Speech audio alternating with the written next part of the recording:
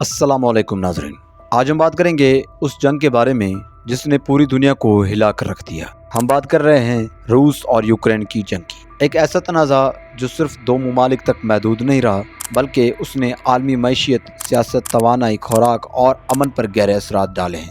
لیکن سوال یہ ہے کہ یہ جنگ آخر کیوں شروع ہوئی اور اس کے پیچھے اصل وجوہات کیا تھی اور دنیا اس کا شکار کیوں بن رہی ہے؟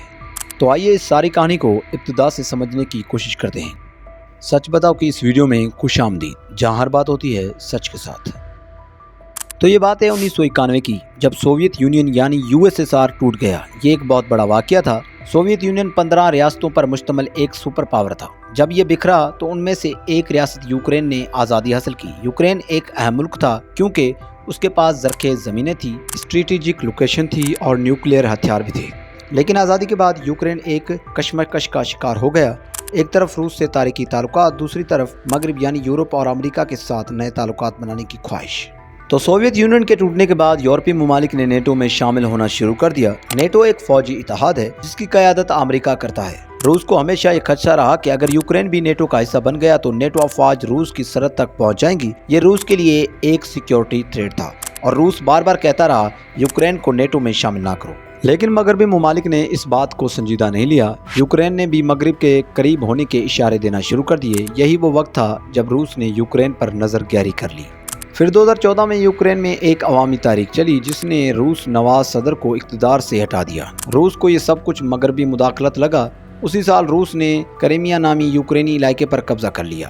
کریمیا ایک اہم بندرگاہی علاقہ ہے۔ روس کا کہنا تھا کہ یہاں کی اکثریتی آبادی روسی ہے اور وہ روس کے ساتھ آنا چاہتا ہے۔ یہ واقعہ پوری دنیا کے لیے ایک بڑا دھچکا تھا۔ مغرب نے روس پر پابندیاں لگائیں مگر روس نے پیچھے ہٹنے سے انکار کر دیا۔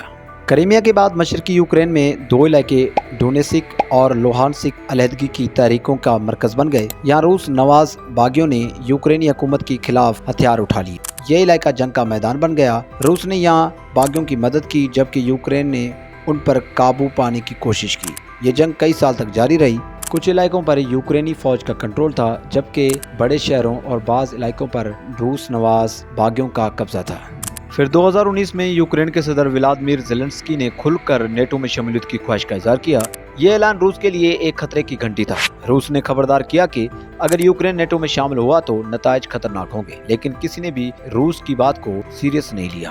پھر 3 سال بعد 24 فروری 2022 کو روس نے یوکرین پر حملہ کر دیا۔ روسی صدر ولادیمیر پوتین نے اعلان کیا کہ یہ صرف خصوصی فوجی آپریشن ہے۔ ان کا دعویٰ تھا کہ یوکرین میں نیٹو افواج کا اثر ختم کرنا ہے، یوکرین کو ڈی نازیفائی کرنا ہے، مشرقی یوکرین کی روسی بولنے والی آبادی کا تحفظ کرنا ہے۔ لیکن دنیا نے اس حملے کو مکمل طور پر جنگ قرار دیا۔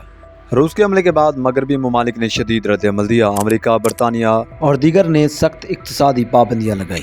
روس کو سوئفٹ سسٹم سے نکال دیا گیا۔ یوکرین کو اربوں ڈالر کی مالی اور عسکری مدد دی گئی۔ روسی کمپنیوں، شخصیات اور میڈیا پر پابندیاں لگائی گئی، لیکن روس نے پھر بھی جنگ جاری رکھی ہے۔ تو یہ جنگ صرف یوکرین اور روس تک محدود نہیں رہی بلکہ دنیا بھر میں پھیل چکی ہے کیونکہ تیل اور گیس کی قیمتیں بڑھ گئی ہیں، خوراک کی سپلائی متاثر ہوئی، خاص طور پر گندم کی، مہنگائی میں اضافہ ہوا، لاکھوں لوگ بے گھر اور پناہ گزیر بنے۔ تو یوکرین کی کئی آبادیاں تباہ ہو چکی ہیں، اسکول، اسپتال، بجلی کی تنصیات سب کچھ نشانہ بن چکی ہیں۔ تو روس چاہتا ہے کہ یوکرین نیٹو میں شامل نہ ہو، مشرقی یوکرین کے روس نواز علاقوں کو خود مختاری ملے، روس کی عالمی طاقت کو تسلیم کیا جائے، نیٹو مشرقی یورپ سے پیچھے ہٹے۔ جبکہ مغرب کے ممالک چاہتے ہیں کہ یوکرین کی آزادی اور سالمیت برقرار رہے، روس کی توسیع پسندی کو روکا جائے اور عالمی قوانین کی پاسداری ہو۔ تو یہ جنگ ابھی تک جاری ہے۔ دونوں طرف سے بھاری جانی و مالی نقصان ہوا ہے۔ کوئی واضح فاتح نظر نہیں آ رہا۔ مذاکرات کی کوششیں ناکام ہوئی اور ابھی تک یہ جنگ جاری ہے اور اس کا اختتام نظر نہیں آ رہا۔ باقی ہم آپ لوگوں سے پوچھتے ہیں کہ ان دونوں ممالک میں سے کون صحیح ہے اور کون غلط؟ آپ بھی اپنی رائے کامنٹ باکس میں بتا سکتے ہیں۔ ہم ملتے ہیں نیکسٹ ویڈیو میں، تب تک کے لیے ہمیں دیجیے اجازت۔ اللہ حافظ۔